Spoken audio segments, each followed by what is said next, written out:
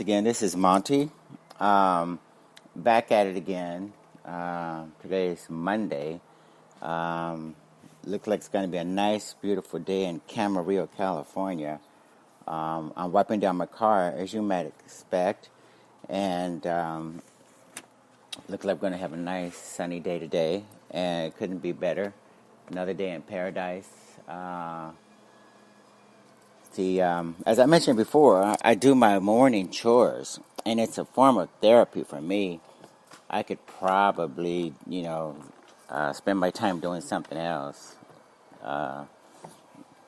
as compared to doing chores. There's always things like marketing, advertising, improving the website or sourcing products or something like that for the business. But I think it's important for me, sometimes to take a break from the business, just things that are all about the business per se, and as compared to just relaxing my mind a little bit while I do my chores. That way I can think and contemplate and take a look at the big picture. And you guys might consider doing the same thing. If worst comes to worst, you would just have a really clean house and a really clean car that everybody else appreciates, if not you. So having said that, we're reviewing the big picture, the financial markets, the economy, crazy things going on. Meltdown in Venezuela. They're trying to come up with their own cryptocurrency. Donald Trump, fiascos in Washington on a daily basis. Elon Musk going through some sort of mental meltdown or breakdown of sorts. Crazy things going on in the world, what can I say? But this particular session, I think it's going to be interesting because it really hits home with me in terms of things that are going on in the scientific community or whatever. Conspiracy theories and everything else are thrown in. But before we get into all that, you may ask, who is this guy going on and on and on about chores and everything else? My name is Monty Henry. I happen to be owner of DPL Surveillance Equipment. We're a full-service surveillance and security equipment company with lifetime guarantees and warranties on every single product. What else? We have 24/7, 365 tech sales and customer support. We have perhaps the largest inventory of items. Now, not only can you buy, but you can rent as well. And we have probably the largest collection of content, barring none, of equipment providers on the internet. When it comes to surveillance and security equipment, spy gadgets and such, I think my company stands out as one of the only companies that puts major emphasis on content creation. That means articles, that means videos, that means blogs and podcasts and demonstration videos where we show you what the products look like, how they work, and all of that. These are major, major distinguishing factors between my company and the other guys. So keep that in mind as you peruse the website.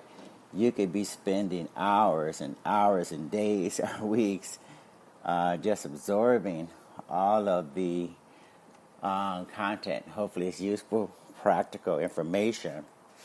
And if you want to hear anything particular or see something particular, demonstration video-wise or whatever, drop me a line and we'll take a look at it. Always open to new suggestions. Okay? So, anyway, humongous amount of content. Major emphasis being put on using Bitcoin. I've instructed the website developer, to incorporate Bitcoin into the shopping cart, so that as you guys who are more progressive in terms of understanding currency, understanding the value of having sound money I think you're going to appreciate being able to use Bitcoin and Litecoin and Ethereum and some of your favorite altcoins in our shopping cart on the website. In addition to that, the same developer seems to be a very good developer, if I say so myself. He upgraded the website so that it's very easy to navigate, loaded with nice just bells and whistles, practical bells and whistles. But above all, it's easy to navigate, very quick, easy to find in your search engines because it's been optimized for mobile. So I think it's being indexed a lot more effectively by Google and Bing and Yahoo and all those guys. So anyway, I think that's just going to make for a better shopping experience for those who are looking to buy state-of-the-art surveillance and security equipment, whether you want to lay away, buy, or rent, doesn't matter. We have probably the largest inventory of items of companies on the internet, and we're updating it more and more every single day. Okay, I just added a sneak preview for some of you. I just added a type of nanny camera, a type of surveillance camera that's cloud-based, has cloud-based recording, meaning that you no longer have to store video on your computer. You can store it in the cloud, and of course access it anywhere on your favorite smartphone device or whatever. But it's different from a lot of other solutions in that your storing video on your computer is going to be a thing of the past, and video and such will just be stored in the cloud, okay? And then that way, if someone steals your computer, if your computer breaks down or whatever happens, you don't have to worry so much about that, okay? You have the assurance that this cloud-based video storage is going to make sure that you have all your information all the time, regardless of whether or not you have a computer or not. Just make sure you have Wi-Fi. That's the only requirement. Okay. So anyway, getting into today's topic. What is today's topic? I always like to review it because I have a specific topic in mind, and I want to make sure that you guys, let's see. Well, you know what? I'm going to have to, do the best I can in terms of remembering what it was. It's called Crispr, Eugenics, and three generations of imbeciles is enough. Let me repeat that. Crispr, Eugenics, and 3 generations of imbeciles is enough. Now, let me frame that so that it's kind of hopefully clear in terms of what that means, even though the article is really going to shed a lot of light on what that means. CRISPR technology is a gene editing technology that's fairly new, and basically it implies that going forward in the future, if you have some defective gene mutation, for instance, that causes heart disease, cancer, or something, it's a good chance that through gene editing, the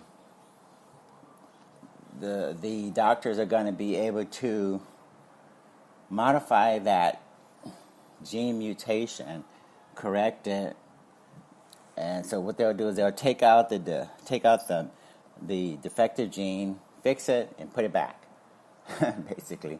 So hopefully generations of your offspring from that point on won't have that defective gene. So again, the implications are huge for a lot of people in terms of things that people are suffering from.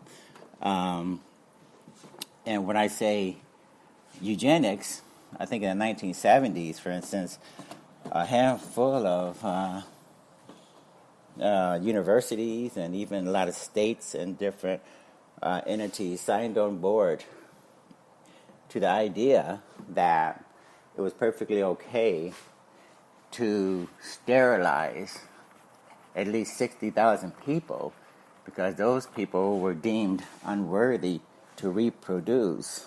So you heard it right. A handful of people, upper echelon obviously, people decided that it wasn't a good idea to allow certain people out of the population to reproduce, at least 60,000 of them. So that's what we mean by eugenics, culling the population of the undesirables, basically. So if I were you guys, I'd be very careful in terms of not presenting yourself as a very intelligent, valuable asset to humanity. There's a bunch of people out there that are adamant about culling the herd, so to speak. And then 3 generations of imbeciles.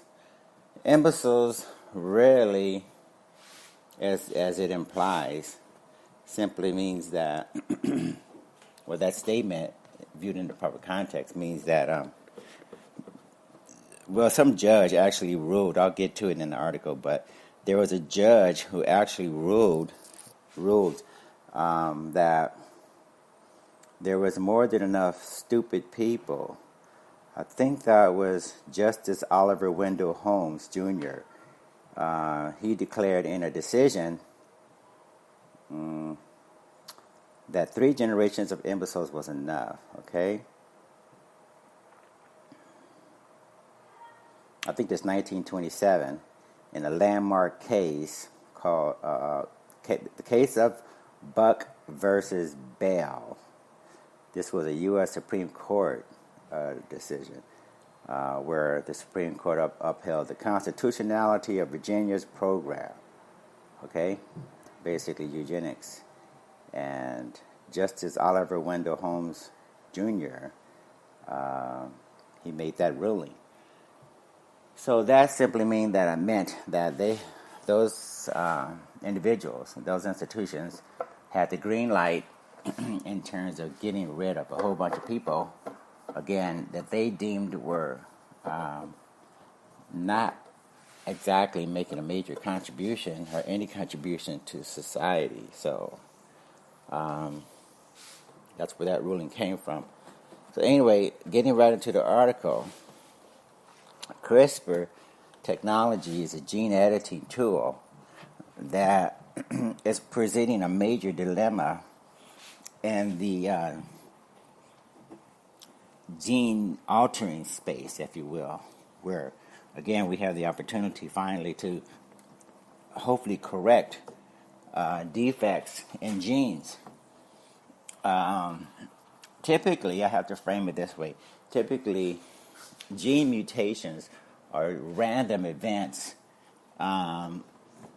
Nature has a way of experimenting with certain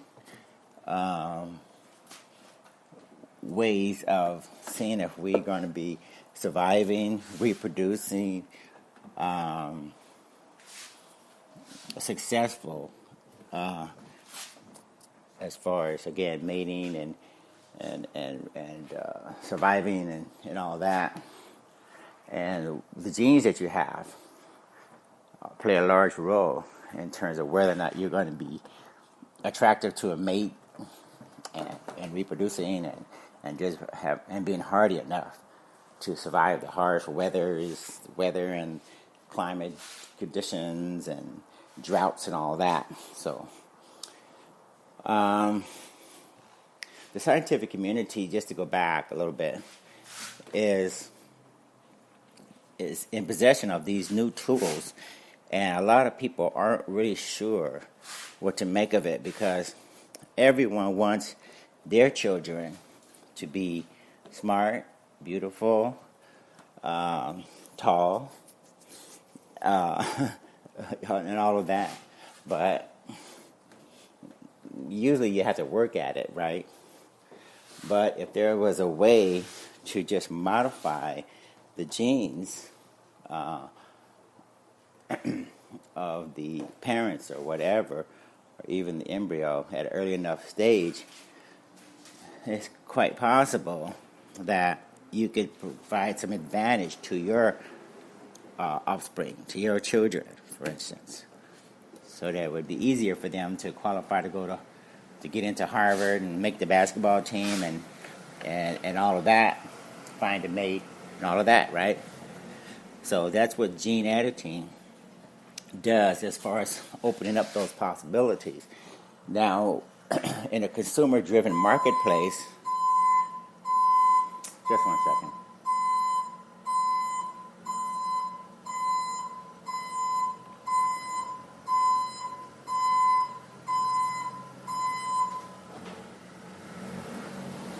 In a consumer-driven marketplace, as I was saying, you typically are gonna find yourself again having these breakthrough technologies and such accrue to the people who can afford it, right?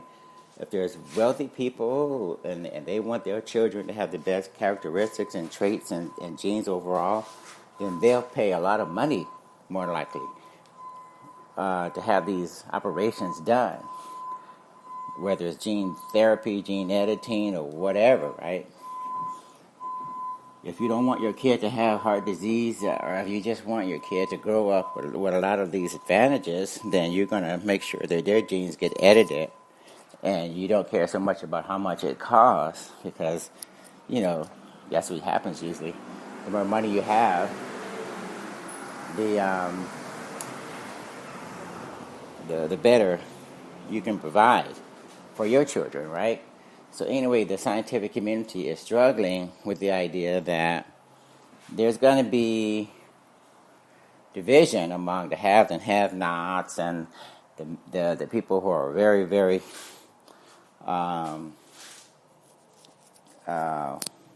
well off as far as getting their genes modified and all of that. So that's what's happening right now with this discussion or this debate when it comes to CRISPR technology, eugenics, and all that. Because again, going back in 1970s, certain handful of scientists and even institutions such as Harvard, I think UCLA, and a number of institutions, they assumed that they were doing the right thing when it came to the ability to perform eugenics on all the people that were involved. In the words of Henry T. Greeley, director of Stanford Law School Center for Law and the Biosciences, he says CRISPR, or eugenics rather, is the ghost at the table when talking about these new tools we have. Because gene editing offers the prospect of finding cures for intractable diseases, but has also raised concerns that it might one day be used to engineer humans who are more intelligent, more beautiful, or athletic. So that's what Henry T. Greeley is concerned about, because of what happened in the early decades of the 20th century, where prominent Americans and scientists, when they were involved in the eugenics movement back then, this was indeed involuntary sterilization of people deemed genetically inferior, as I pointed out, and with the Buck versus Bell case in 1927. See, people associate, unfortunately, they also associate eugenics with what Hitler was doing. Hitler wanted to engineer a super race of people that had the best traits and characteristics, right? And if they were all blue-eyed and blonde or whatever, that's what he envisioned. And for better or for worse, when scientists are called upon to do things like this, a lot of them really don't know that this could very well one day be very controversial, right? They're signing on to these things and they think they're doing the right thing, and that's where we are today with the Crispr technology. And there's a lady by the name of Jennifer Doudna. She's a professor at the University of California, Berkeley, and she's one of the inventors of the Crispr tool. She had a nightmare where she talks about a colleague referred someone to her to discuss gene editing and how it could be used or whatever. In her dream, Jennifer realized that the person that she was to speak to was indeed Adolf Hitler. So, it's kind of interesting in that way back when Einstein was working with Heisenberg or somebody, I can't remember his name, on atomic technology, the atom bomb. When they were working on that science, they faced a dilemma as well, and their dilemma was basically, what if this new breakthrough is abused? And they warned everyone concerned, everyone that they can get their ear off. They warned everyone that the implications of abusing this ability to cause nuclear fusion, I think it was major, and that we shouldn't take it for granted, and we really need to study it and have moral, ethical discussions about it in terms of what could happen when you have this chain reaction of separating, of splitting the atoms and such. So anyway, Jennifer Doudna, she's warning us basically about the same thing. And she's concerned that about all of the ways in which their hard work can be perverted. Okay, Dennis Kevles, Kevles, a professor of history emeritus at Yale University and the author of A History of Eugenics, says that in current discussions about CRISPR, people recoil from any association with eugenics because the term is so closely linked to state-sponsored abuses. In the United States, there was, the involuntary programs like the one in Buck versus Bell continued through the 1970s, sterilizing at least 60,000 people. But in the CRISPR era, he says, Professor Kevler says, the moral dilemmas surrounding genetic manipulation are less likely to be caused by government initiatives than by private eugenics. Consumers who want to use CRISPR or other genetic technologies to give their children advantages in life. Now, this is important, again, because, see, the eugenics experiment coming out of the 1927 period, or starting with that period, basically was led by institutions and government, okay? And the new breakthroughs around CRISPR technology has more to do with private industry now, because these inventors, are indeed trying to figure out how, what the commercial opportunities are right now, and they want to decrease the opportunities for disease and such, and certain ailments from occurring in the population, and that's what their gene editing mission is all about. So this is more private industry related nowadays, but way back when, the Buck versus Bell case, that had more to do with institutions trying to make decisions on behalf of the entire population of people in the United States, for instance. These 60,000 people had no say-so in terms of them being sterilized. So that was kind of weird. But that's the United States for you. treating the population of people as human guinea pigs. And since we're going to be again faced with this particular issue of people experimenting on us, with or without our permission. So stay informed and stay educated. Let's see, moving right along.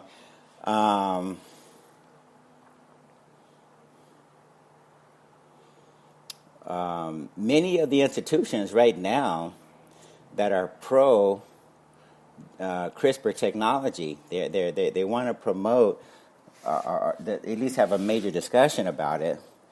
The institutions are some of the same institutions that, way back when, that were involved with eugenics, believe it or not. Harvard's, what is it? At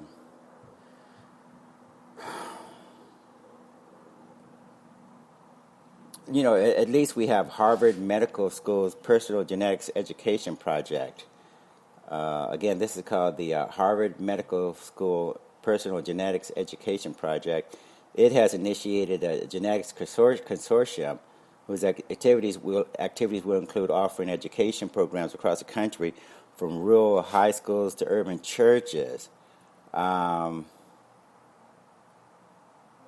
doing outreach programs. There's I'll try to connect these dots here in a second. There's a lady by the name of Ting Wu, a professor of genetics at Harvard Medical School, and one of the leaders of the genetics consortium, says that for the pilot effort, they focus on 7 institutions that have played important roles in the current genetic revolution. Okay? So she's working with 7 prominent institutions, right? As it turns out, some of them have historical connections to the eugenics movement. A 1914 article in the Journal of Heredity, for example, included a list of colleges and universities that offered courses on eugenics. And consortium members such as Harvard, the University of California, and the University of Washington were on the list. So we have some of the same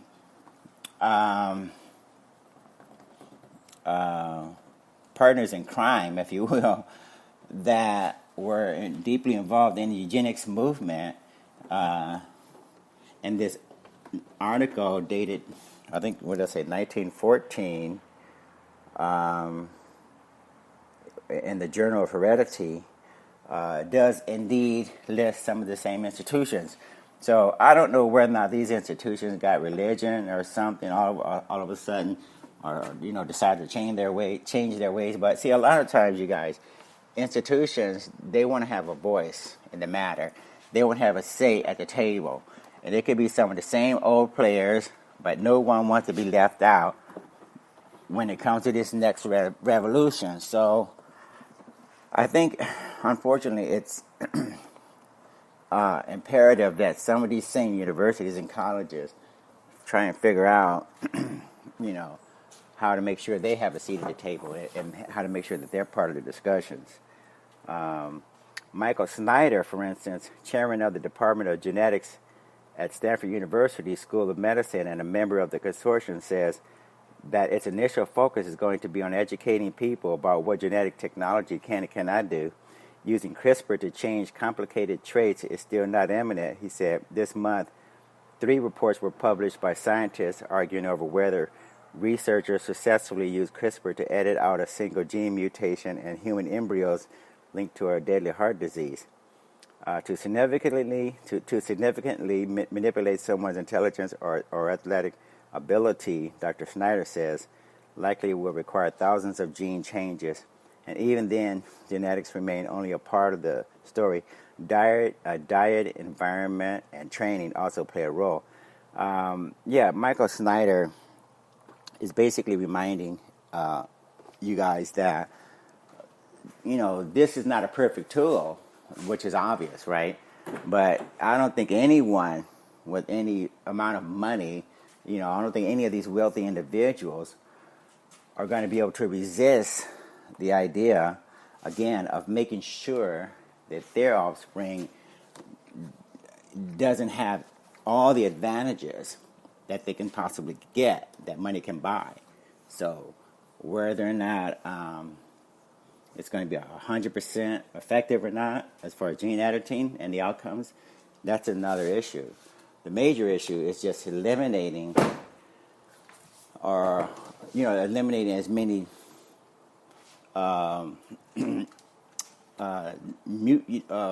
defective genes or situations, biological conditions that are going to hamper. In other words, once you eliminate so many different, the possibility of ailments and diseases and such, the ability to get cancer, if you can eliminate as much of that as possible, what you're left with is basically the same thing. Superior, more qualified, more capable, advantageous people that are going to win out over those other people who can't afford or don't have access to this advanced technology. Physicians, doctors, or whatever, okay, involved in gene editing. So basically that's what's going on there.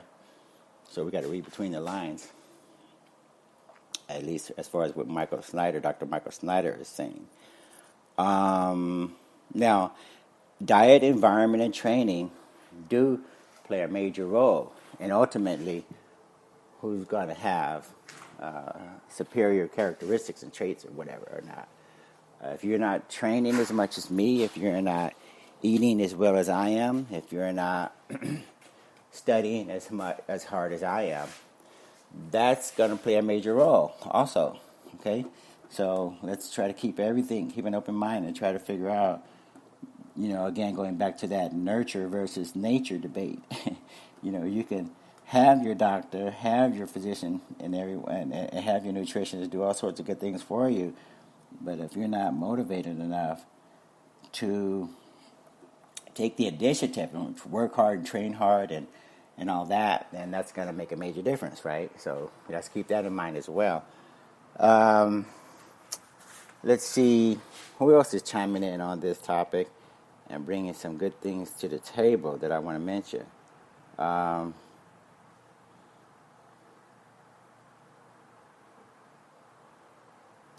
Dr. Wu, who was Dr. Wu? Let's see, did I mention that person?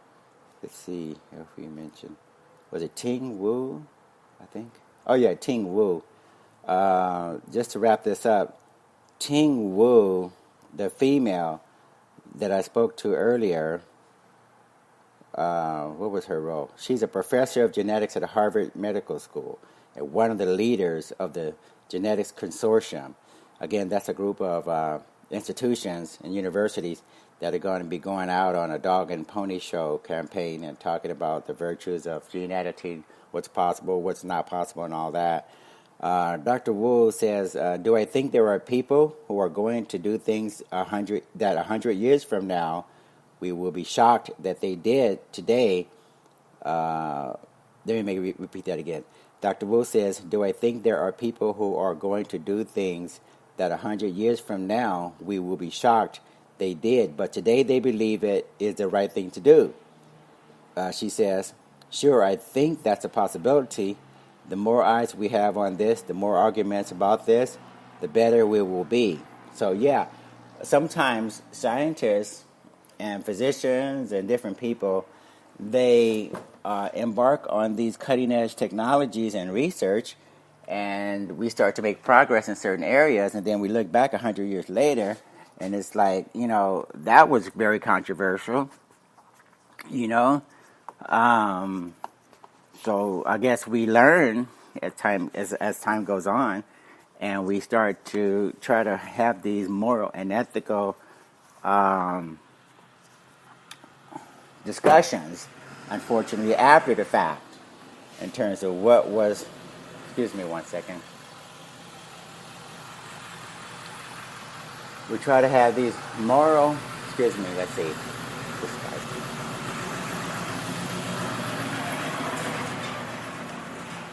For some reason we have a lot of noise today.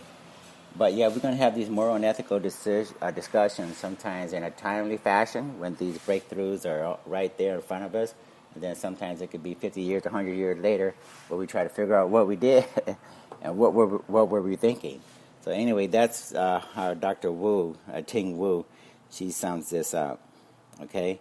So anyway, I want to bring this article to you guys' attention. And I'm going to put it on my website along with the podcast so that you can find out more about the implications of gene editing, gene modification, and gene therapy. These are three things that are definitely going to be making a major, major difference going forward, okay? So anyway, as I like to say at the conclusion of every podcast, keep your eyes and ears open and stay safe out there, okay? Take care, bye.